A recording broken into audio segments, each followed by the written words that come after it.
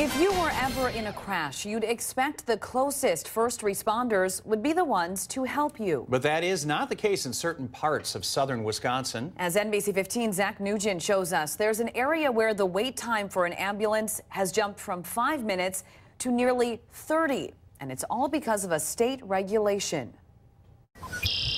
In Lafayette County, we're in a very, very rural community. There's a growing concern about ambulance service. Right now, as it's set up, the state's decided that we have to have Wisconsin Ambulance Services respond to my residents. Kirsten Eckerman is a nurse who lives just miles from the state line. Until recently, she and her neighbors were served by Warren Ambulance in Warren, Illinois. Now, they're covered by ambulance services in Darlington and Monroe, both about 20 miles away.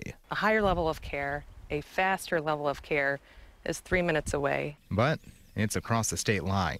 Lucas Burquin is the coordinator for Warren Ambulance. Approximately a month ago is when we received the memo. It came from the state of Wisconsin, stating Warren volunteers do not possess the certification required to respond to calls in Wisconsin.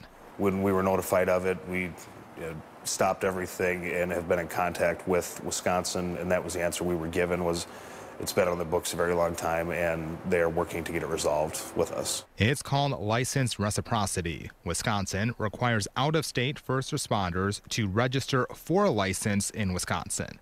To do so, the out-of-state agency must have a national registry certification. Based on, we all test through Illinois. We have an Illinois license. Until recently, Illinois just offered Illinois licensure. They did not offer the national registry examinations. Having a national certification doesn't mean you're a better EMS provider. It just means you have more flexibility to go other places. This is Stateline Road. It divides Illinois to the south and Wisconsin to the north. Now, let's say there was an accident at this Wisconsin campground behind me. Even though Warren is less than a mile away, technically, they could not respond. Warren is 3 minutes away. You can see the water tower from my house. I have been in contact with the state of Wisconsin, their interim director of emergency management. She's been very helpful in trying to get this resolved. Both Burquin and Eckerman say they're cautiously optimistic the state will rework its statute.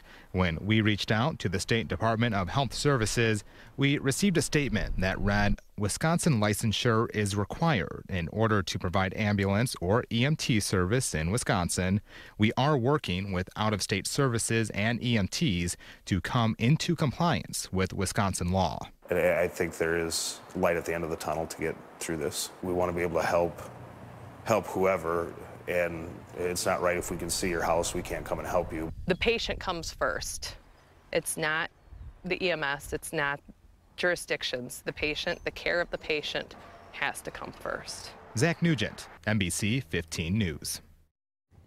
Representative Todd Novak of Dodgeville is in the process of introducing legislation to address this issue. And he tells us his bill would exempt emergency agencies that transport 10 or less patients a year to cross the state line without needing a Wisconsin license. He's currently seeking co-sponsors and hopes to get it through next month's session.